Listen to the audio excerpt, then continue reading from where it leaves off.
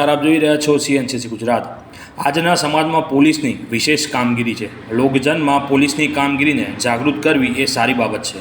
આવી જ કામગીરી કચ્છના જખો ખાતે જોવા મળી।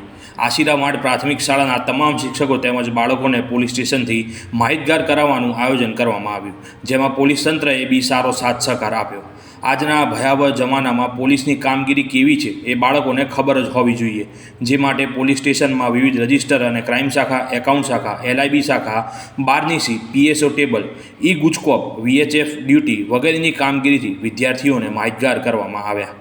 હથિયાર વિશે પણ માહિતી આપવામાં આવી। ખાસ આભાર મહિલા પોલીસનો, કેમ કે તેમને બાળકોને ગુડ ટચ બેડ ટચ વિશે પણ માહિતગાર કર્યા।